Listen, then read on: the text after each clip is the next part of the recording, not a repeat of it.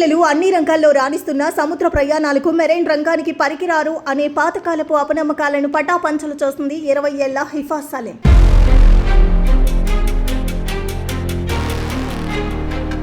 కేరళలోని సాధారణ కుటుంబం నుండి వచ్చిన హిఫా చెన్నైలోని ఇండియన్ మారిటైమ్ యూనివర్సిటీ నుంచి మెరైన్ ఇంజనీరింగ్ పూర్తి చేసింది. అక్టోబర్ 15న హ్యూస్టన్ లో BW కిజోకు నౌకలో తన మొదటి సి అసైన్మెంట్ ను ప్రారంభించింది. ఆ రోజు ఎంతో సంతోషంగా తన డైరీలో ఎక్సైట్మెంట్ ప్లస్ ఆందోళన నా మొదటి షిప్ అని రాసుకుంది. కానీ ఆమె చేరిన 3 వారాల్లోనే అంతర్జాతీయ పరిస్థితులు ఒక్కసారిగా మారిపోయాయి. ఇరాన్ ఇజ్రాయెల్ ఉద్రిక్తతల వల్ల హర్ముజ్ జలసంధిలో 13 భారతీయ నౌకలు 550 మందికి పైగా భారతీయ నావికులు చిక్కుకుపోయారు. ప్రపంచ వ్యాప్తంగా కేవలం 1% మాత్రమే మహిళా నావికులు ఉన్న ఈ రంగంలో ఆ క్లిష్ట పరిస్థితుల్లో హిఫా సలీం ఒంటరి పోరాటం చేస్తుంది.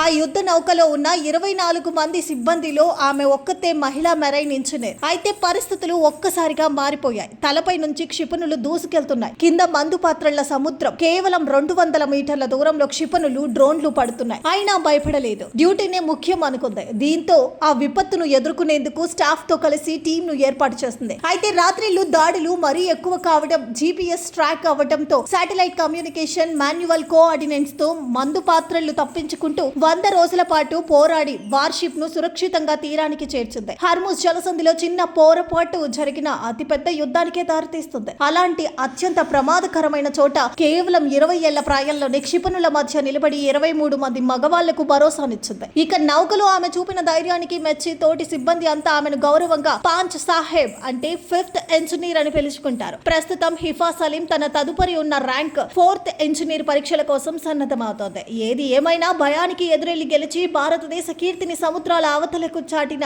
ఈ కాలపు వీర నారికి మనసారా సెల్యూట్ చేద్దాం. జై హో భారత్, వందే విశ్వ భారత్.